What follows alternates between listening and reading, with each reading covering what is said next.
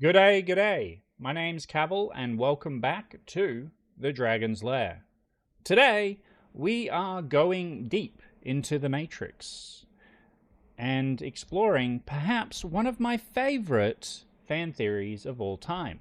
Today, we're going to be exploring the Frenchman Anomaly theory, the idea that the Merovingian was once a former one.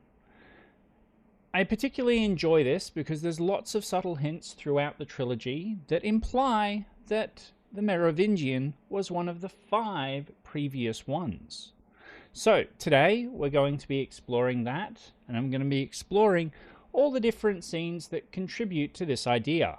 So without further ado, sit back, relax, get yourself a snack and maybe something to drink as we deep dive the Frenchman Anomaly theory. So, today we're looking at a character who is often dismissed as a mere middleman or a pompous gatekeeper.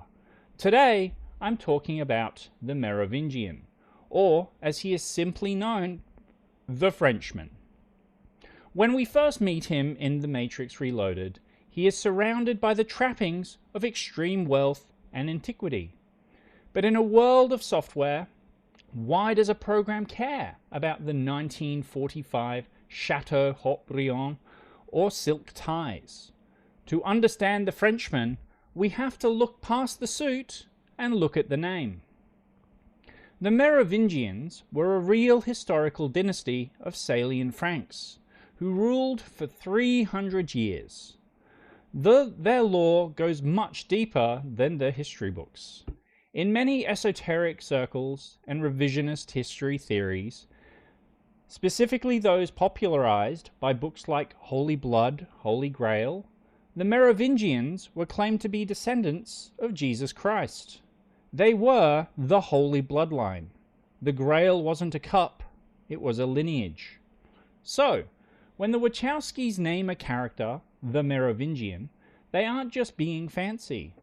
They are telling us that this man represents the holy bloodline of the Matrix itself.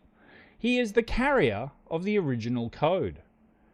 So we're going to explore the Frenchman Anomaly theory. We know from the architect that there were several versions of the Matrix before the one Neo inhabits. The first was a paradise, where everything was perfect and everyone was happy. It was a disaster.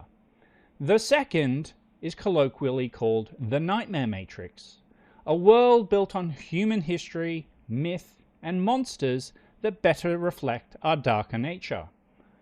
The theory suggests the Merovingian was not just a program created to manage the data, he was the one from that earlier version. Think about the implications of that moment. If Neo is the 6th iteration of the One, he is part of a controlled cycle of rebirth and destruction. Everyone before Neo reached the architect, chose the door to the source, and reset the system. But what if one of them refused? What if a previous one decided he didn't want to save humanity or reset the world? What if he only wanted to survive? This is where the Merovingian becomes a tragic, fascinating figure. He is an anomaly of survival. He represents the one who chose power over sacrifice. He is a binary king who escaped the deletion of his original world. When his version of the Matrix was scheduled for a hard reset, he didn't go into the light. He retreated into the shadows of the system and took the most important fragments of his world with him. He is the personification of history. If the architect is the father of the system, focused on the future and the balance of equations, the oracle is its mother, focused on the present and the flow of choice. The Merovingian, then, is the grandfather who remembers how things used to be. He is a living archive of every mistake the machines tried to erase. When we hear him speak, he's obsessed with causality. Action, reaction, cause, effect. He mocks the idea of why.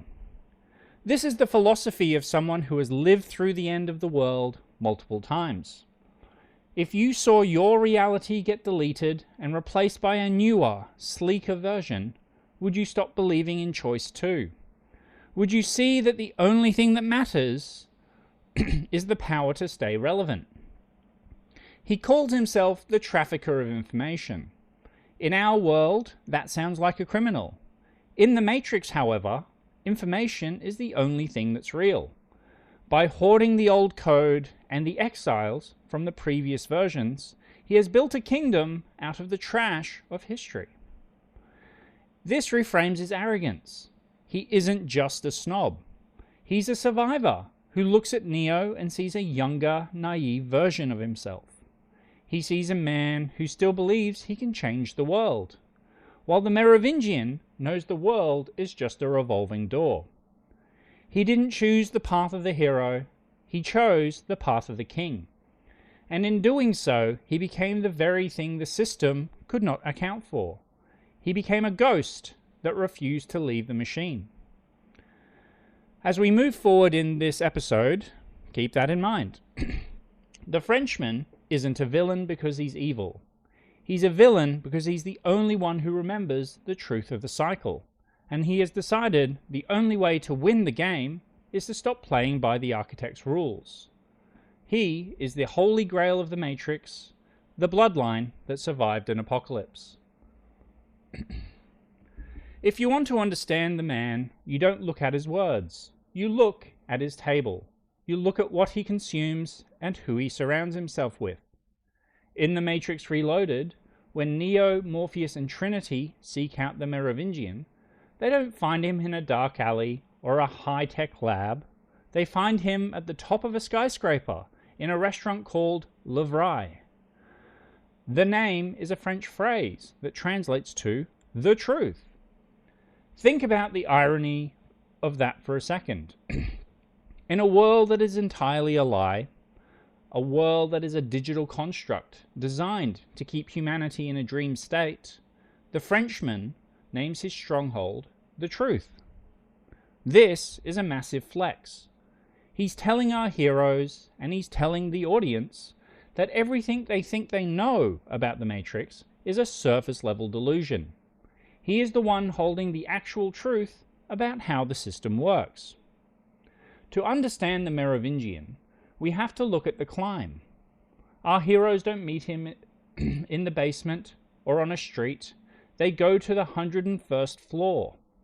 In the world of the Matrix, numbers are never accidental. Neo lived in apartment 101. There's also the introduction, the 101 course on reality. In binary, it is also the number 5. If Neo is the 6th version of the 1, then who was the 5th? The architecture suggests the answer is waiting for them at the top of the building. Before they even step into the restaurant, Neo notices something weird. He looks at the walls, the floors, and the ceilings through his one vision, seeing the gold glowing code of the simulation. He tells Morpheus that the code is different. It's encrypted. It's obfuscated. This is the first hint that the Merovingian isn't just using the Matrix. He's rewritten his own corner of it. He built a digital fortress that even the Systems 1 cannot easily peer into. Then comes the chilling realization. Neo sees that every single floor of the skyscraper is wired with explosives. Think about the psychology of that for a moment. This is a man who knows he is an anomaly. He knows that at any moment, the agents, the architect, or a new version of the One could come to delete him. The explosives are his burn notice. He would rather destroy the entire history of the previous Matrix versions he carries than let the current system reclaim them. He is living in a state of high-stakes paranoia. It is a very human way for a program to live. The behavior of a king who knows his throne is built on a volcano. When they finally enter Lair, the Merovingian greets them with a smug, knowing smile.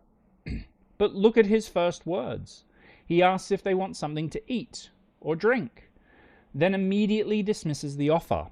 He calls these things contrivances for the sake of appearances. This is the spiritual link to Cypher from the first film. Remember Cypher in the restaurant, staring at the steak, knowing that it was an illusion, but choosing to believe the juice was delicious anyway? The Merovingian is the ultimate evolution of that weariness. He is the one who realized the real world is cold and grey, so he returned to the simulation to build a palace out of silk and wine. He knows it's a lie, he admits it's a contrivance, but he indulges in it anyway. He's a saviour who sold out for the most expensive version of the dream. He says, "Aha! Here he is at last, Neo, the one himself, right? And the legendary Morpheus, and Trinity, of course." Listen to that phrasing, at last. He's been waiting for this specific moment in the cycle. He isn't surprised to see Neo. He's bored by it. He's seen this movie before.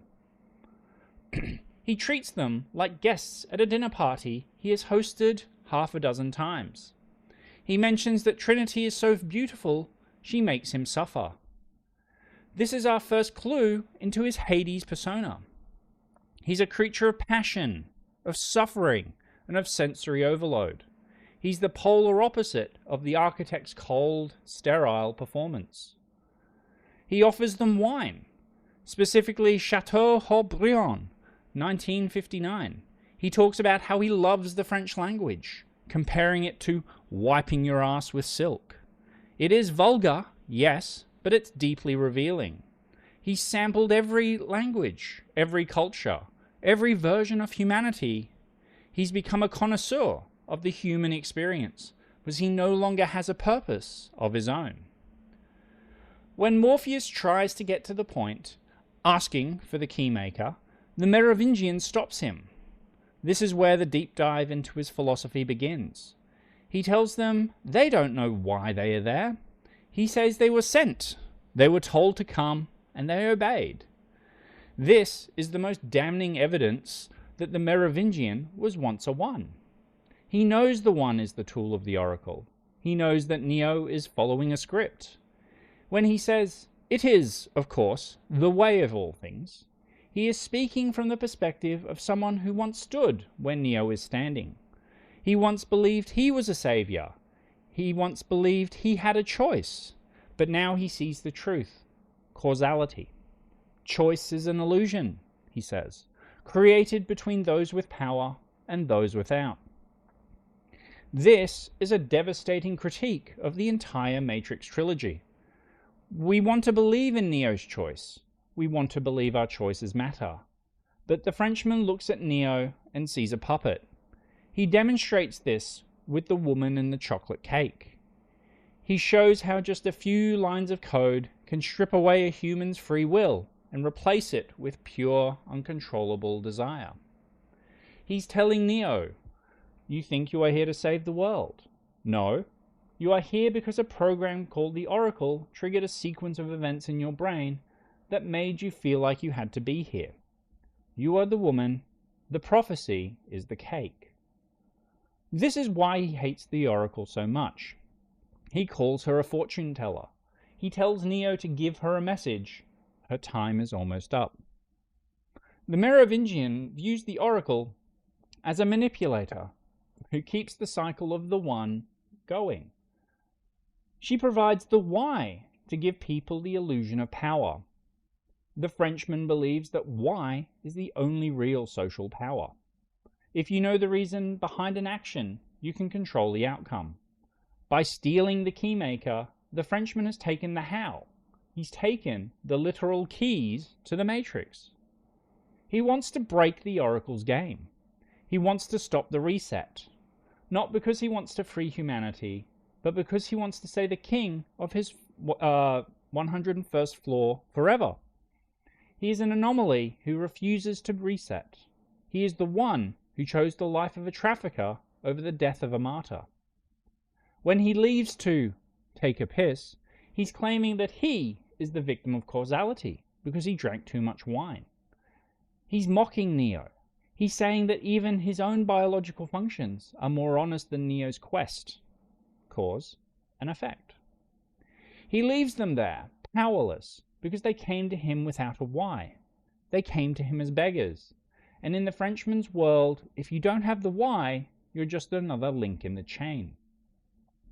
This segment is a masterclass in revisionist history. It forces us to look at the hero's journey as a mechanical process. If the Merovingian is right, then Neo isn't a hero. He's just a very sophisticated piece of software reacting to a very sophisticated set of stimuli. In game theory, it's effectively tripping a flag in order to create an event. The Merovingian is the ghost of Neo's future. He's what happens when the savior realizes that the world he's saving is just a series of equations. You stop trying to save the people and you start enjoying the wine. You move to the 101 floor. You wire a building with explosives and you wait for the next one to walk through the door so you can tell him how wrong he is. This brings us to his court, the beings standing in the shadows of the restaurant. These aren't just bodyguards, they are the exiles. Think about what it means to be an exile in the Matrix. When a program is written, it has to have a purpose. A power plant program manages the heat. A weather program manages rain. When a newer, better version of that program is written, the old one is flagged for deletion. The system has to wipe it out to make room for the new. But some programs refuse to go. They've developed something like a soul, or at least a survival instinct. They run, they hide. And where do they go? They go to the Merovingian. Look at the men standing behind him in that restaurant. They look like characters out of an old mob movie or a gothic horror novel. They are the remnants of what we call the Nightmare Matrix. This was version 2 of the system. The machines realized that humans didn't accept the Paradise Matrix because life without struggle felt fake. So they went to the other extreme. They built a world of monsters. They built a world where the agents were vampires and werewolves and ghosts. A world of pure terror. It eventually failed because it was too unstable. But the programs created for that version didn't just disappear. The Merovingians saved them. The twins, those pale, dreadlocked figures who can phase through solid matter, are literally ghosts in the machine. They are pieces of code from a previous version of the Matrix where the laws of physics were different. When you see them standing in Lair, you aren't just seeing henchmen, you're seeing a collection of museum pieces. The Frenchman is a curator of the obsolete. There is an empathy here that we often overlook because the Merovingian is so smug and pompous. He provides a sanctuary to the deleted. He is the patron saint of the things the architect wanted to throw away. If the architect represents cold, calculating future, the Merovingian represents the stubborn, defiant past. He is the reason why the myths of vampires and werewolves in the Matrix. These aren't glitches, they are survivors. But why does he keep them? Why build an army of ghosts and monsters? This is where the theory of his origin gets deeper. If the Merovingian was a previous version of the One, he knows that he is eventually going to be hunted down. He knows the system wants to reclaim his code. He surrounds himself with these exiles because they are the only ones who hate the system as much as he does. They are bound to him not by loyalty, but by the fact he is the only thing keeping them from deletion. In the restaurant, he treats them like servants, but they are actually his wall against the world. He has turned his truth into a fortress. When he mocks Morpheus for believing in why, he is expressing the deep cynicism of someone who has seen the cycle repeat too many times. Why is the question of a child? How is the question of a master? He knows how the wine tastes because he wrote the code for the sensation. He knows how the woman will react to the cake because he manipulated her variables. He is trying to show Neo that the one is just another variable. He's telling Neo that he isn't a savior. He's just a more complex version of the chocolate cake. He is a reaction to a cause. This realization is devastating if you really think about it. It suggests that even the rebellion of Zion might just be another layer of the simulation, another cause designed to produce an effect. The Frenchman is the only one who stepped outside this loop. He doesn't fight the system anymore. He sits in his high-end restaurant, drinks his wine, and watches the world burn and rebuild itself over and over again.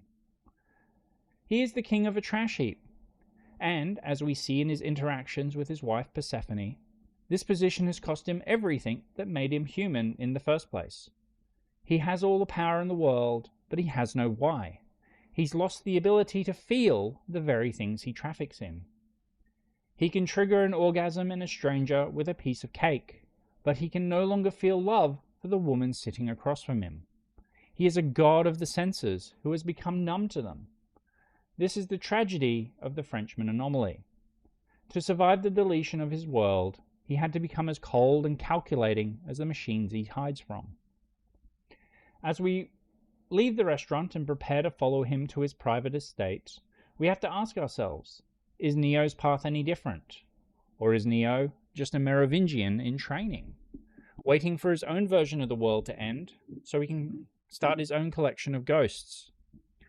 The truth at Lavrai is a bitter pill to swallow.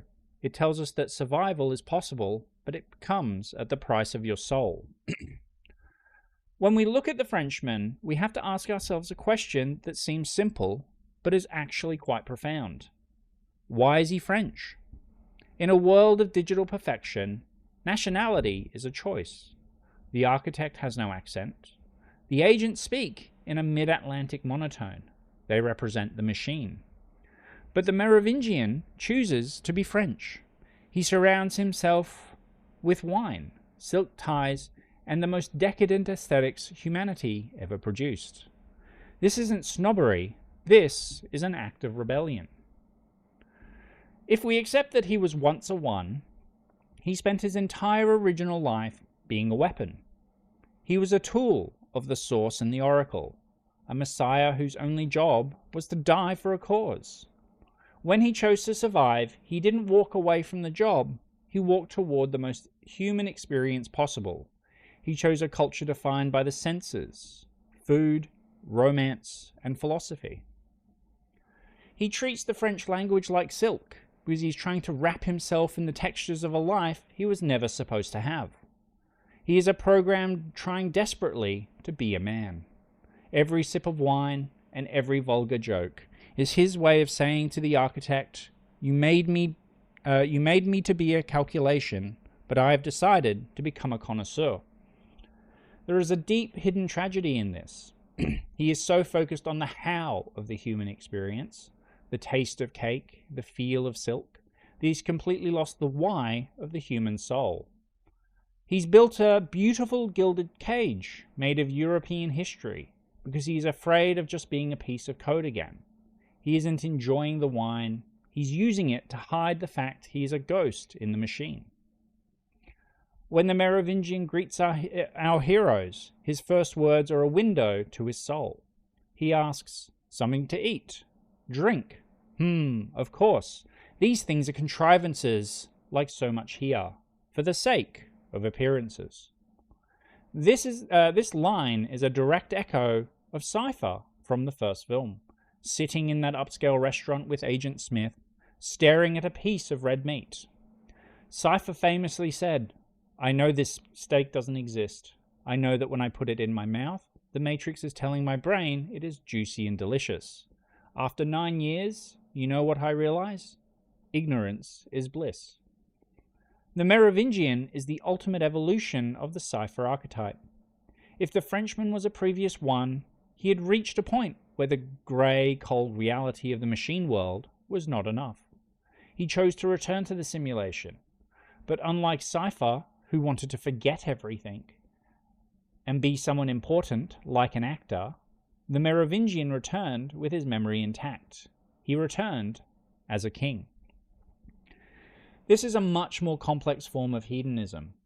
Cypher wanted to be deceived. The Merovingian knows it is all a lie, a contrivance, but he indulges. This is the definition of decadence. It's the pursuit of pleasure when you know the pleasure is a hollow string of code. When he says things are for the sake of appearances, he is admitting his entire lifestyle is a theatrical performance. He's playing the role of a French aristocrat because, in a world where nothing is real, the only thing left is the image. Royalty, power, and fine wine are the costumes he wears to distract himself from the fact he is a program without a purpose. This humanizes him in a very relatable, albeit tragic way.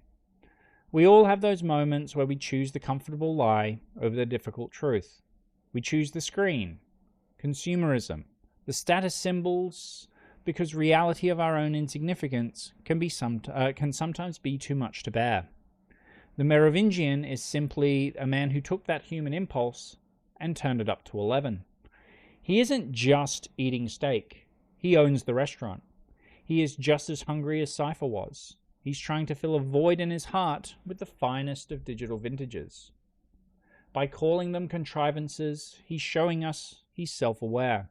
He knows the wine is fake. He knows the tie is fake. He knows the power is a gift from the architect. This makes him a mirror to Neo's possible future. If Neo ever stopped believing in the mission to save Zion, he doesn't have to go back to being a computer programmer in a cubicle. He could choose to be a king. He could choose the contrivance. He could choose the silk and the wine and the appearance. The Merovingian is a man who looked at Cypher's betrayal and decided it was a viable career path. He is the one who decided that he couldn't save the world. He might as well enjoy the most expensive version of it. He's a savior who sold out and has been drinking wine to forget the taste of grey goop ever since. After the Merovingian denies Neo and leaves him with nothing but a lecture on causality, we see a shift. We see the cracks in the Frenchman's perfect empire, and those cracks are named Persephone. When Persephone guides Neo, Trinity, and Morpheus into the bathroom, she isn't just looking for a way to spite her husband. She's looking for a ghost. She makes a deal. She will give them the keymaker, the one thing that can break the cycle of the Matrix, for a single kiss.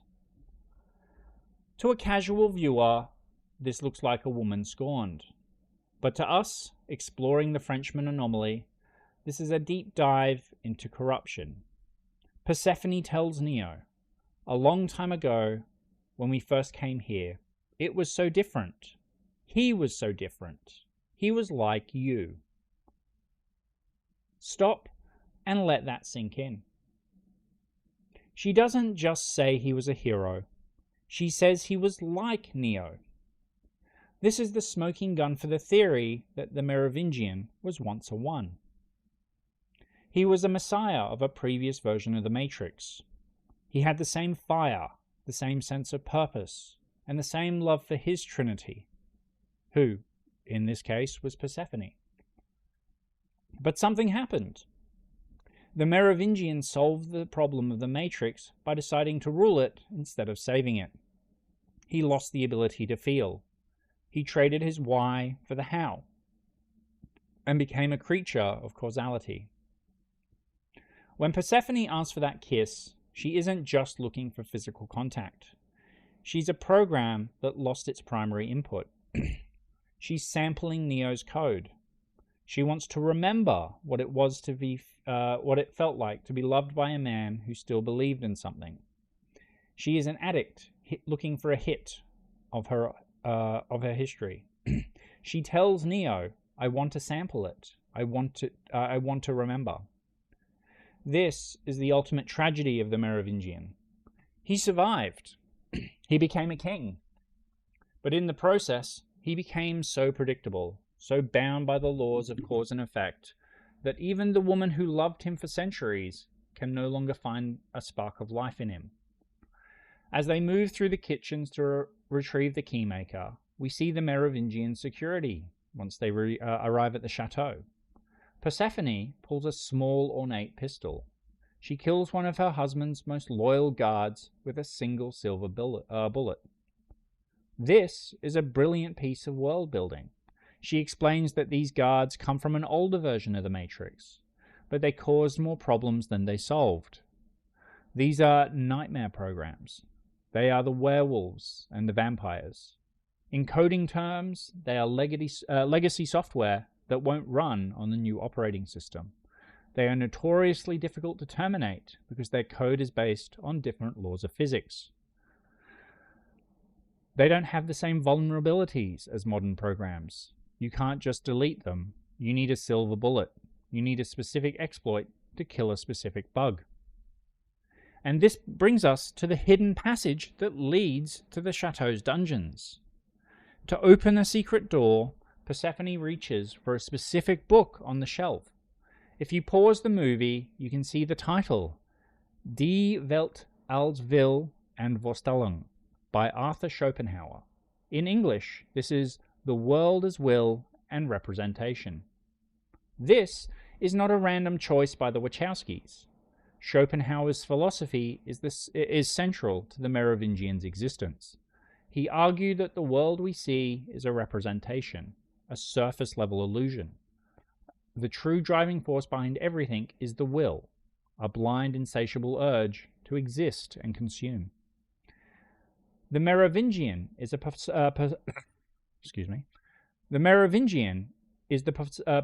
personification of the will.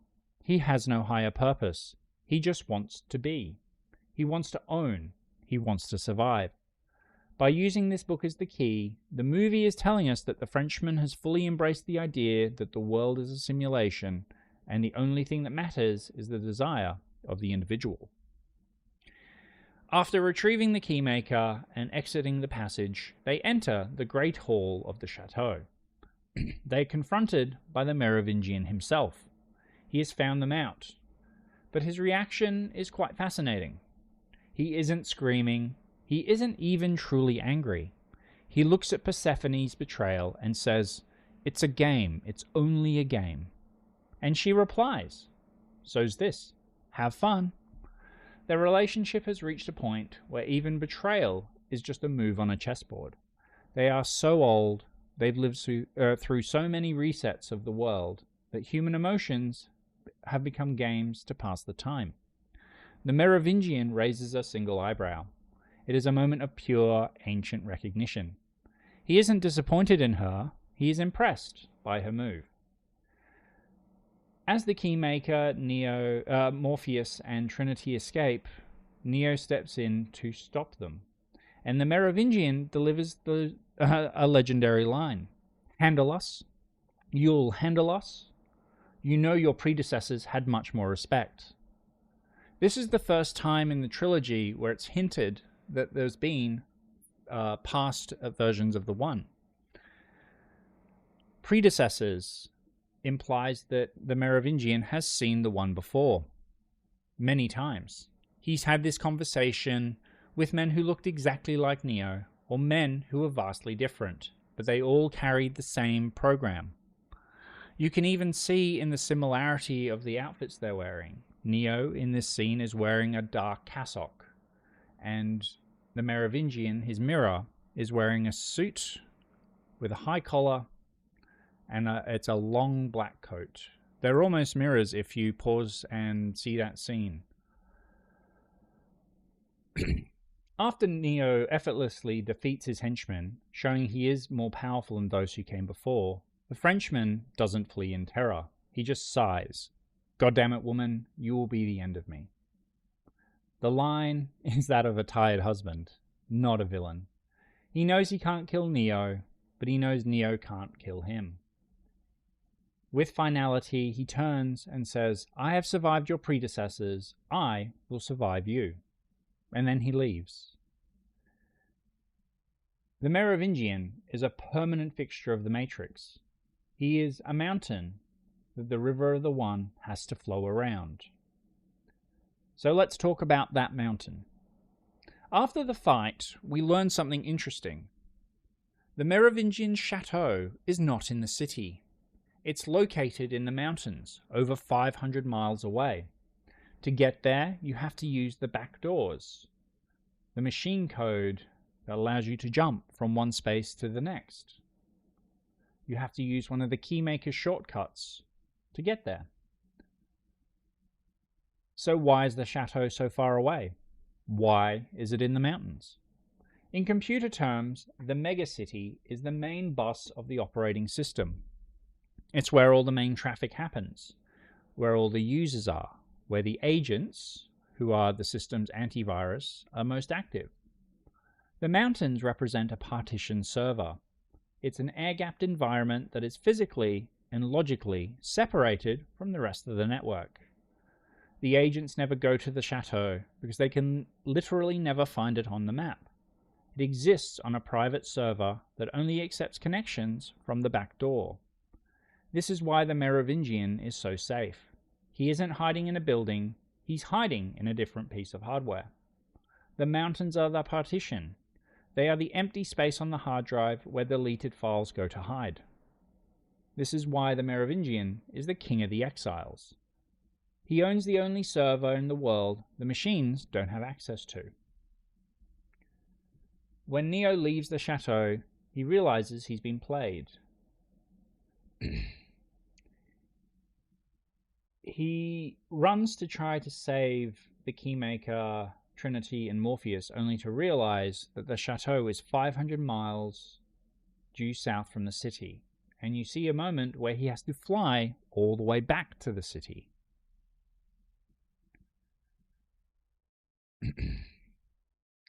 In this sort of situation, the Frenchman isn't just a glitch in the system. It's a warning. It's what happens when you have all the power of one, but no love left to give. I want you to think about the Frenchman's final look at Neo before we move on. It isn't a look of hatred, it's a look of pity. He knows that Neo is going to the source. He knows that Neo is going to talk to the architect. And he knows that, in the end, most ones end up like him, sitting in a beautiful room, surrounded by monsters, and waiting for the world to end once more. To truly understand the depth of the Merovingian's empire, we have to look at his most vital and perhaps most miserable asset, the trainman. If the Merovingian is the king of the underworld, then the trainman is his Chiron, the ferryman who carries souls across the River Styx. But in the Matrix, the river isn't water, it's a place called Mobile Avenue. Think about that name for a second. Mobil. It's an anagram for limbo. It's a loading dock, a transition zone between the machine world and the Matrix simulation. It is a place that doesn't officially exist on any system map. It is a non-space, a liminal area where programs wait to be smuggled into the Matrix as exiles. The trainman is the only one who can navigate this space. He's grimy, disheveled, and intensely violent.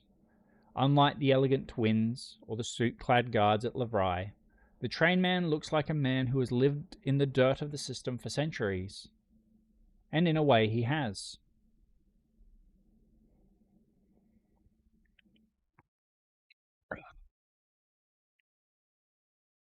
He is the Merovingian's most loyal servant because the Frenchman gave him a purpose that the architect never would. In the machine world, a program without purpose is deleted. It is treated like a broken gear in a clock. But the Merovingian understands that even useless code has value if you know how to use it. He turned the trainman into the border patrol of the afterlife. This brings us to one of the most emotional moments in the entire trilogy, the story of Ramachandra, Kamala, and their daughter Sati. In the Matrix Revolutions, we meet them in the train station. They are programs. Ramachandra is the power plant manager. Kamala is an interactive software programmer.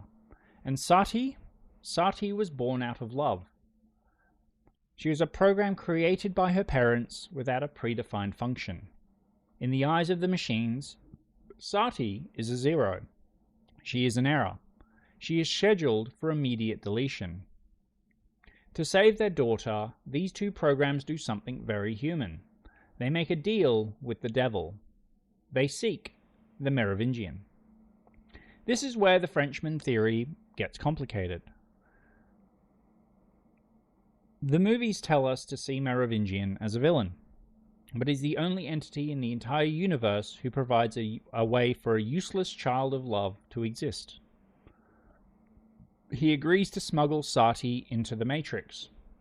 In exchange, Ramachandra gives the Merovingian the termination code for the Oracle's physical shell. It is a cold trade, causality in its purest form. But look at the result. Without the Merovingian's greed, Sati would be gone.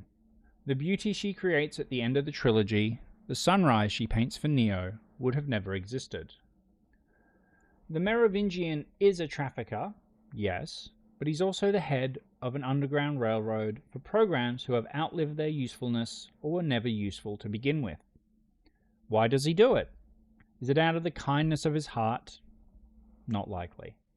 The Frenchman doesn't believe in kindness. He believes in leverage. Every exile he saves is a debt he can call in. Every program he smuggles into the Matrix is another piece of data he can hold over the architect's head. He's building a shadow matrix, a world within a world, where he is the only one who knows everyone's secrets. Think about the train man's line to Neo in the station. I built this place. Down here, I make the rules. Down here, I am God. He is the only God because the Merovingian allows him to be. The train man is a king of nothing, ruling over a grimy liminal platform. But for a program facing deletion, that platform is a paradise. This is the seductive power of the Merovingian's court. He finds the desperate, the obsolete, and the errors, and he gives them a reason. This reframes the entire conflict of the Matrix. The machines want total efficiency. The humans want total freedom. But the Merovingian? He wants total memory. He wants to keep everything. He wants to save every scrap of code, every useless sunset program, and every monster from earlier versions. He's a hoarder of reality. Consider the empathy required to look at a broken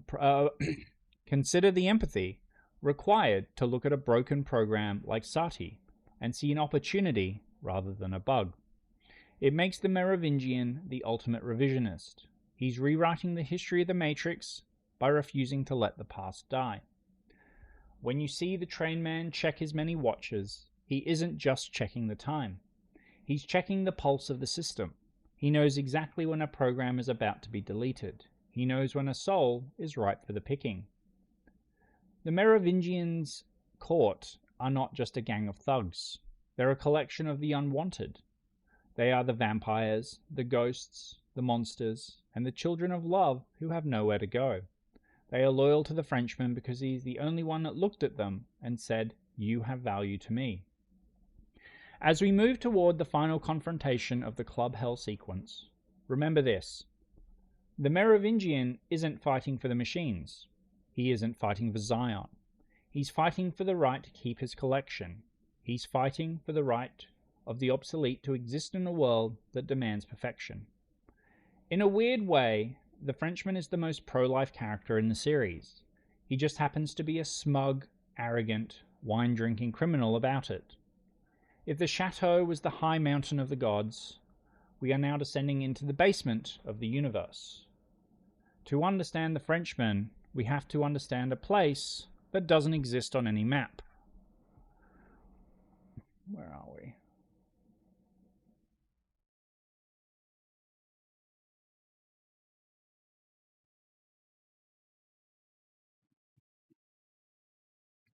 So we'll discuss Mobile Avenue a little bit further. So by the Matrix Revolutions, we have a mythological triad in place. We have the Merovingian, who is Hades, Persephone, his queen, and Chiron, the train man.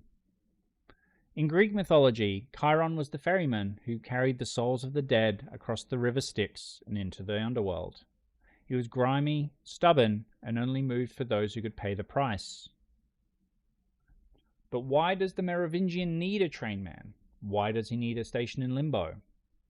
Now, this is the part that gets really interesting, and it does explain how the Merovingian survives when the Matrix gets reset after the one visits the source. Because he knows how the system works. He knows that when a one reaches the source, the world resets. So, the Merovingian built Mobile Avenue as a backdoor to the afterlife. It's his way of intercepting the dead, but also it's his way to survive the cyclical resets, the wipes. It's how he and Persephone move through every version of the Matrix along with his court. So, we really have to explore what happens when Neo gets trapped there. Neo finds himself stuck. He can't use his powers, he can't fly, and he can't even escape. He's a god in the Matrix, but in limbo, he's a man waiting for a train. To the Merovingian, Neo is the ultimate prize. He's a mirror. When the Frenchman looks at Neo, he sees his own past.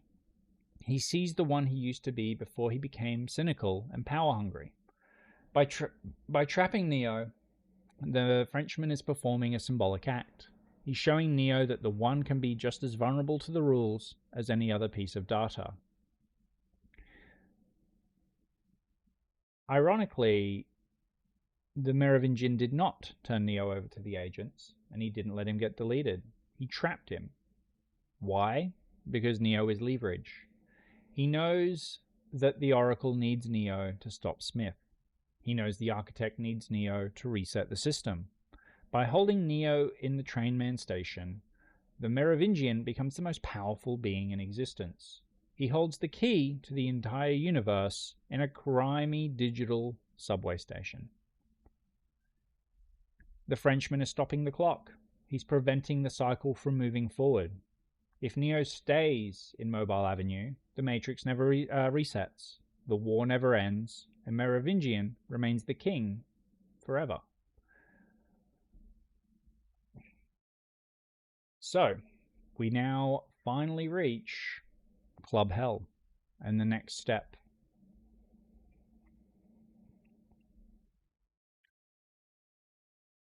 Club Hell is an extremely fascinating sequence in the Matrix Revolutions. And there is a sheer level of mythological weight during these sequences as well. To explore that, we have to explore the myth of Hades and the ransom of the soul. In Greek mythology, Orpheus was a legendary musician who descended into the underworld to bargain for the wife of his soul, Eurydice. He went into the dark with nothing but a song. He hoped to move the heart of a god who had no heart. In the Matrix Revolutions, we see a brilliant mirror of this tale. Trinity is our Orpheus. She's the one who descends into the digital underworld, past the bouncers and the security, to reclaim the soul of the man she loves. Just like the myth, the king of the underworld is waiting for her. The Merovingian is Hades in every sense of the word. He sits in a club named after the Norse goddess of hell. He's surrounded by his exiles. But where the mythological Hades was moved by a song, our digital Hades is much more pragmatic. He demands a ransom. In the myth, Hades let Eurydice go because of the beauty of Orpheus's music. In the Matrix, the Merovingian demands something far more valuable, the eyes of the Oracle. This is where the Frenchman Anomaly gets truly fascinating. Why does he want her eyes? He tells Morpheus, "It is said they cannot be taken, they can only be given." The Frenchman is obsessed with vision. Think for a moment on the Merovingian's predicament. He's a man who can see the past perfectly. He's a survivor of every previous iteration of the Matrix. He understands the history, the code, and the mechanics than anybody else. but he is a beggar in the face of prophecy. He's a man trapped in causality. He can tell you why a glass fell off a table, but he cannot tell you what will happen tomorrow. By demanding the eyes of the oracle, he's bridging the gap between the king of the past and the king of the future. He's still a slave to a script he didn't write. As Trinity, Morpheus, and Seraph enter the club, we get a moment of incredible lore. The bouncers and the henchmen look at Seraph and call him wingless, and then the Merovingian speaks. "What in the hell? I don't believe this. The prodigal child returns. Large sans als. Are you here for the bounty, Seraph?" This isn't just flavor text. This is a massive reveal about Seraph's origin. In the Matrix mythos, angels were programs from the very first Matrix, the Paradise. If Seraph is an angel without wings, it implies he was stripped of his original function. He was once maybe part of the Merovingians' inner circle. And this is followed by the Merovingians' next line, "My little Judas." Think about what that name implies. Judas Iscariot is the ultimate traitor.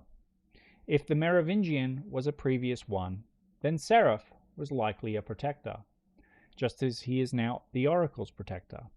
But when the previous Matrix version ended, or when the Merovingian chose the path of exile, Seraph stayed loyal to the system or the Oracle instead of the man. In the Frenchman's eyes, Seraph is a traitor because he chose the prophecy of the Oracle over the loyalty of the bloodline.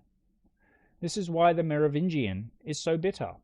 He doesn't just see a bodyguard, he sees the man who abandoned him when his world was falling apart. The Merovingian continues, "I can only surmise that the fortune teller has found herself another shell. Disappointing, but not unexpected. I do hope, however, she has the good manners to learn her lesson, and to remember that there is no action without consequence, and if you take something from me, you will pay the price."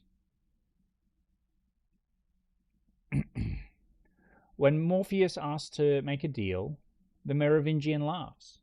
He loves this moment. He loves it because it proves his philosophy of causality. I have told you before, there is no escaping the nature of the universe. It's that nature has again brought you to me. Where some see coincidence, I see consequence. Where some see chance, I see cost. Bring me the eyes of the oracle, and I will give you back your savior. This is the core of the Frenchman's belief system. He refuses to believe in chance. To him, Neo being trapped in Mobile Avenue wasn't a mistake or accident. It was the consequence of Neo's actions, the cost of Neo trying to change the system. He is offering what he thinks is a fair and reasonable deal. But what he is actually trying to do is blind the revolution. If he has the Oracle's eyes, the resistance has no guide. If he has her eyes, he can finally see the why that has eluded him in every version of the Matrix. This is a surprisingly human element here. Despite all his knowledge, he fails to calculate. The Merovingian understands cost, but he doesn't understand sacrifice. He assumes Trinity will weigh the cost of the Oracle's eyes and decide it is too high. He assumes that she will play by his rules of logic and negotiation. He doesn't realize that Trinity, like the Oracle, operates on choice and love, variables that his causality-based equations cannot account for. When Trinity finally loses patience and pulls her gun, she isn't making a deal. She's breaking the game.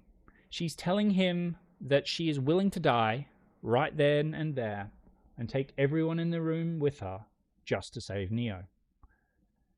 The Merovingian's reaction is one of shock.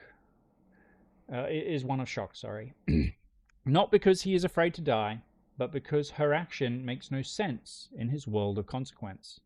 He thinks in terms of profit and loss. She thinks in terms of all or nothing. In this moment, the Frenchman is laid bare. He is the smartest program in the Matrix, but he's fundamentally broken because he cannot understand the power of an irrational heart. He is the king of the dead, forever begging for a vision of the future he will never be part of.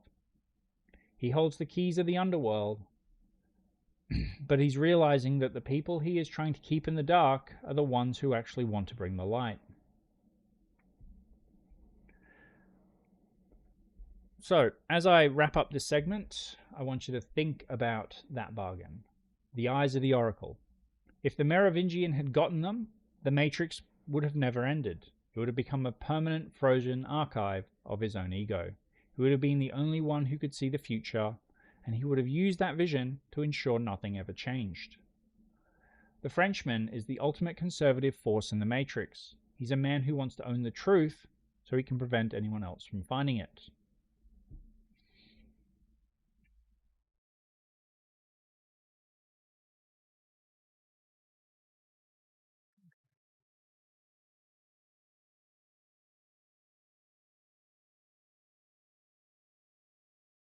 Okay, so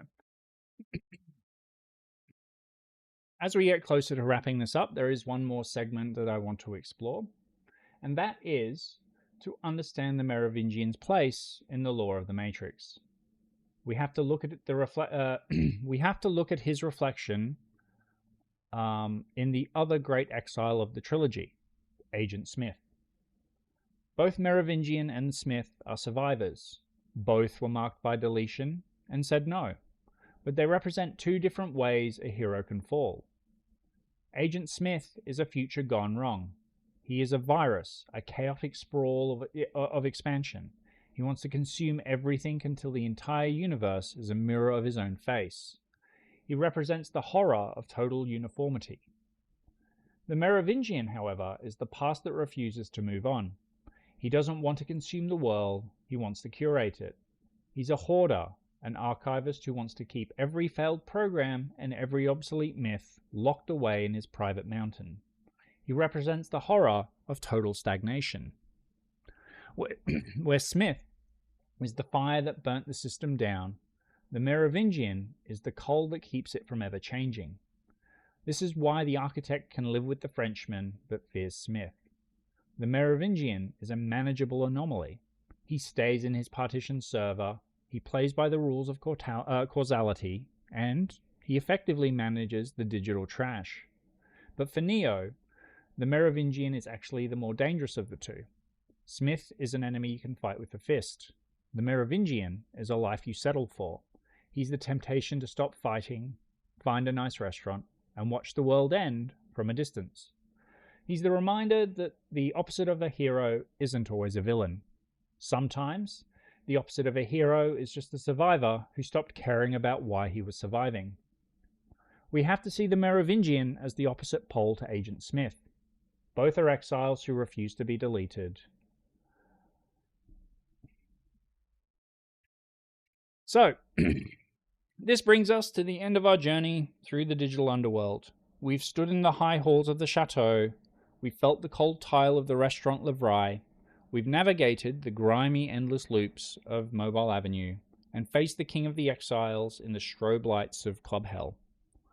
So now we have to put it all together. We have to look at what the Frenchman Anomaly theory means for the story of the Matrix and for our understanding of the hero's journey. The Merovingian is often dismissed as a colourful side character, a flamboyant obstacle for Neo to overcome.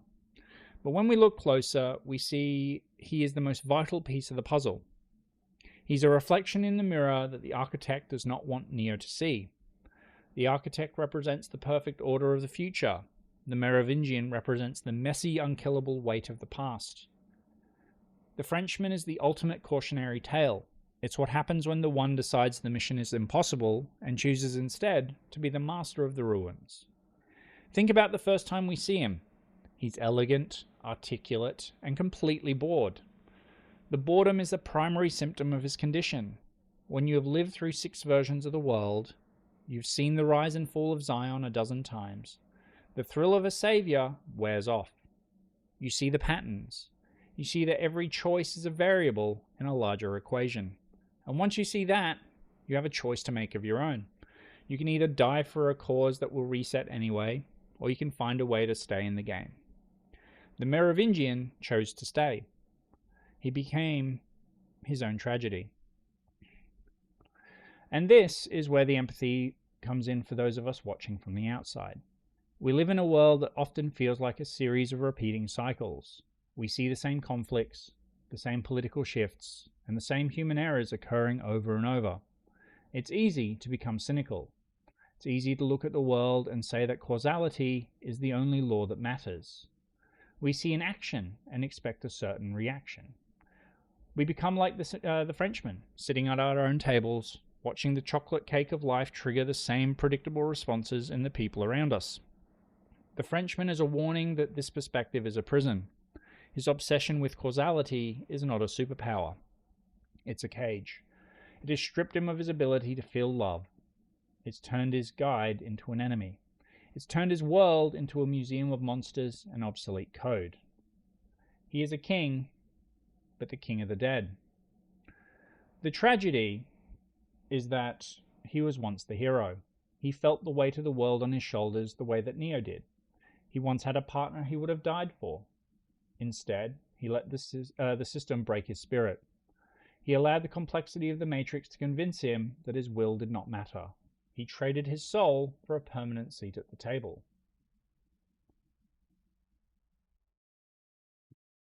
This is why he hates the Oracle so much. She represents the idea that things can be different. She represents the hope that he abandoned centuries ago. Every time a new one comes to his door, the Merovingian is forced to confront the fact that he failed. He tries to hide his failure behind the mask of smug superiority. But in a few moments in the series, we see the man who is still grieving for the world he couldn't save. His sanctuary is in the mountains. His sanctuary in the mountains, the chateau, is a physical manifestation of this denial.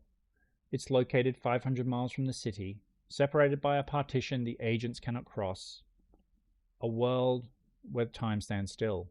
He surrounded himself with furniture of the past and guards of a failed version of reality because he cannot face the present. His fortress is built from nostalgia. And yet, despite all his flaws, the Merovingian is necessary. Without him, programs like Sati would have no hope. Without him, the history of previous versions of the Matrix would be completely erased. He is the guardian of the glitches, the one who keeps the outliers alive. In a world of perfect machine logic, he's the only one who values the irregular, the broken, and the beautiful. He is the dark heart in the simulation, and without that heart, the Matrix would be a sterile, lifeless void. When Neo walks away from the Merovingian, he isn't just winning a fight, he's rejecting a future. He's looking at the man he could become and saying no. The Merovingian's final line to Neo is a reminder the cycle is not over. I have survived your predecessors, and I will survive you. This is the ultimate boast of a survivor. He doesn't have to win, he just has to outlast. He is a mountain, and the hero is just the river flowing past. So as we close this deep dive on the Frenchman Anomaly theory, I want you to think about the Frenchman in your own life.